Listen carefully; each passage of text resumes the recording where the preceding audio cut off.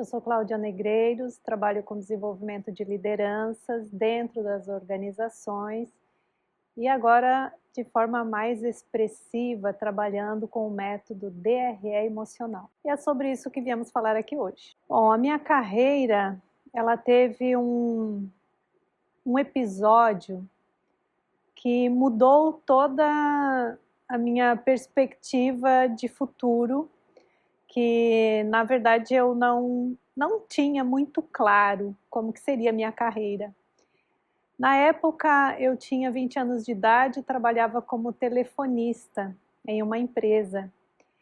E nesta empresa havia uma regra muito clara. A gente não poderia deixar o telefone tocar mais do que 3 vezes. Tinha que atender ao terceiro toque. E sorte ou azar, em determinada ocasião, eu me atrapalhei um pouco ao atender as ligações e passou do terceiro toque. E quando eu atendi, do outro lado da linha, sabe quem era? Era o dono da empresa, o chefe, que tinha fama de ser bastante autoritário, agressivo, ameaçador, intolerante. E quando eu atendi ao telefone, você pode imaginar a chuva de palavrões que foi para cima de mim. Ele me xingou muito, ele estava lá do outro lado do mundo, tirando férias, mas aproveitou para me descascar. E eu, sem saber gerir as minhas emoções naquele momento, fiz a única coisa que eu tinha para fazer, que foi chorar. Eu chorei muito, estava desesperada. E como forma de me acalmar, as outras pessoas que estavam na empresa me encaminharam para a psicóloga. Naquele dia, por acaso, havia uma psicóloga na empresa.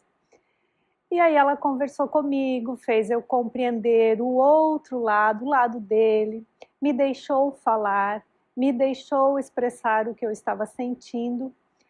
E eu me acalmei e consegui perceber a situação de uma outra perspectiva. E naquele dia eu entendi o que fazia um psicólogo e comecei a despertar o meu desejo por conhecer esta profissão.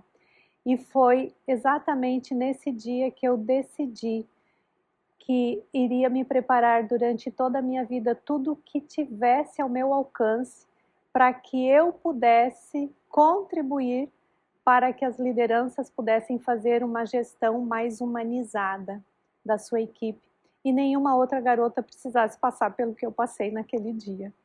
E foi por isto que, desde lá, tem mais de 30 anos que eu fiz a minha formação em psicologia e dedico a minha vida a buscar formações e a aplicar em todos os líderes que me procuram de lá para cá. Este foi o momento mais decisivo, né? Que eu acho que dali para frente tudo convergiu e todas as escolhas, todas as decisões que eu tomei, elas foram sempre nessa direção, né? De buscar formação, buscar me preparar para contribuir com a liderança.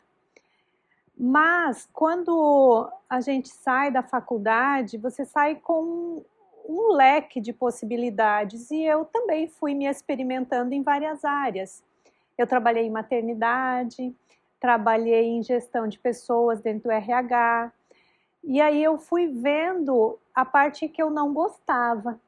Eu não gostava de folha de pagamento, eu não gostava de cargos e salários. Então, eu fui definindo de maneira mais precisa o que era realmente que eu queria fazer. E foi nisso que foi amadurecendo cada vez mais esta clareza de que era apenas com os líderes que eu queria trabalhar, fomentando o seu desenvolvimento. E aí, então, eu fui buscar mais formações para isso.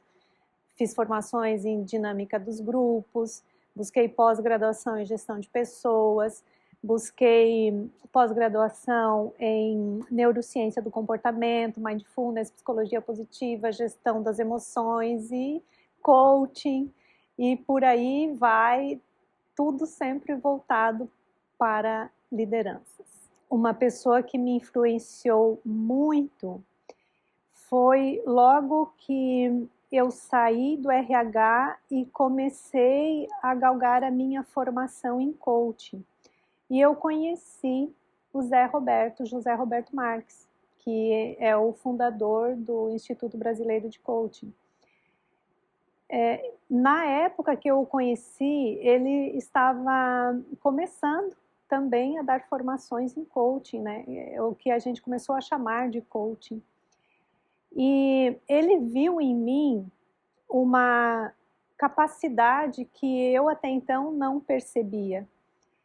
E claro que ele me preparou mais ainda, e aí eu me senti suficientemente pronta, não dentro do ideal, mas apenas o suficiente para começar nas formações. Então, ele realmente foi o meu mentor, que me impulsionou demais, e foi também a pessoa que me apresentou um outro mentor muito importante na minha carreira, que foi o professor Masaru Ogata.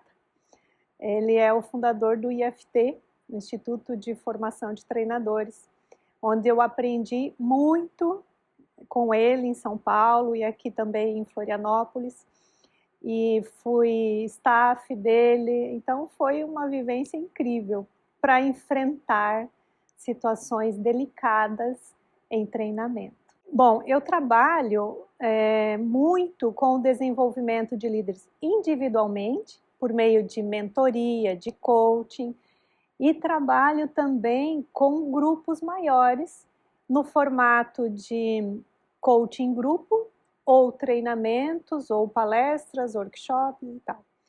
E quando eu comecei a minha carreira lá como trainer do IBC, que foi a partir do convite do Zé Roberto, eu fui treinar a minha primeira turma, depois de 12 dias de preparo com ele, assistindo às aulas dele, eu fui ser a trainer da minha primeira turma.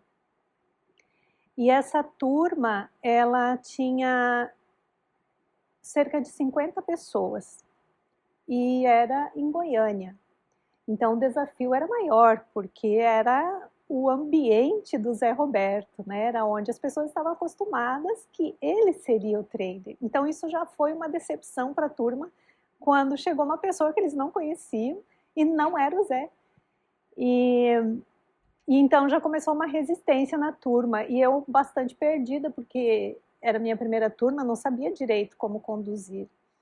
Então esse foi um desafio gigantesco, porque de cara, 8 dias de treinamento, e a gente ter que segurar a turma, tornar o conteúdo instigante, gerar transformações, foi algo assim que para mim foi como uma virada de chave. Depois daquele grande desafio de uma turma extremamente resistente, eu achei que eu já estava preparada para as próximas que viriam. E dei conta. Claro que eu tinha suporte junto comigo, né? O IBC colocou uma pessoa para me ajudar, meu querido amigo Pinheiro, ele me ajudou a não perder a turma naquele momento. Então aprendi, dei a volta por cima, e no final a gente estava todo mundo abraçado como amigos desde a infância. É tão gostoso, tão enriquecedor perceber isto.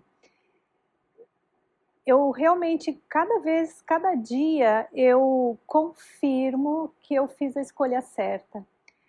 Porque cada pessoa que eu atendo, seja em grupo ou seja individualmente, é visível a mudança das pessoas. Eu poderia dizer transformação, mas às vezes essa palavra pode gerar um pouco de expectativa e receio nas pessoas. Então, a gente pode falar de mudanças, porque não se trata de fazer coisas mirabolantes, ferramentas incríveis e extraordinárias, não é disso que se trata, mas se trata de ouvir as pessoas e conseguir mexer no ponto essencial, que é uma alavanca. Que quando a gente mexe naquele ponto, claro, com a permissão das pessoas, o insight, a clareza reverbera para todos os aspectos da vida dela e ela se toca de que a vida dela pode ser diferente a partir das próprias escolhas.